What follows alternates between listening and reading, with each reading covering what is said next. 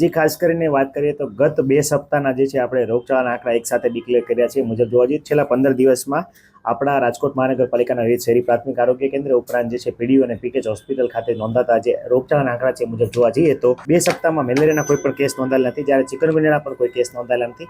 ઉપરાંત ડેન્ગ્યુના જે છે એ કુલ જે છે 8 કેસ ગત 2 સપ્તાહો દરમિયાન નોંધાયેલા છે.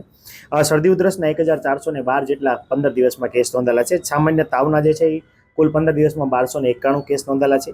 2 સપ્તાહમાં જોવા જઈએ તો 185 જેટલા ઝાડા ઉલટીના કેસ, સાથે સાથે 15 દિવસમાં જે છે કુલ એક જે કેસ જે છે એ ટાઇફોઇડનો, અને સાથે સાથે કુલ જે છે 4 કેસ જે છે નોંધાયેલા છે કમળાના. તો આ મુજબ જોવા જઈએ તો આ આંકડા જે છે નોંધાયેલા છે.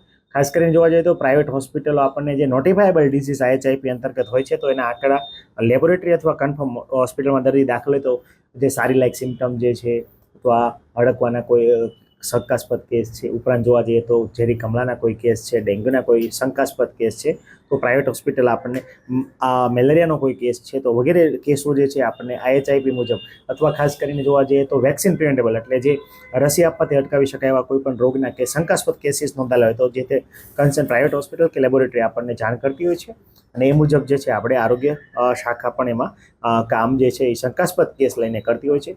મુખ્યત્વે આરોગ્ય કેન્દ્રમાં P ફોર્મ, S ફોર્મ અને L ફોર્મના જે ડેટા છે મુજબ આપણે કેસ જે છે એ ગણતરીમાં લેતા હોઈએ છીએ. ખાસ કરીને અત્યારે 15 દિવસમાં દિવાળીના તહેવારો નિમિત્તે લોકોનું ફરસાણ ઉપરાંત મીઠાઈનું સેવન ઉપરાંત જે છે ખાસ કરીને શરદી ઉધરસ, ગળામાં બળતરા, ખાંસી વગેરેના કેસો જે નોંધાતા હોય છે.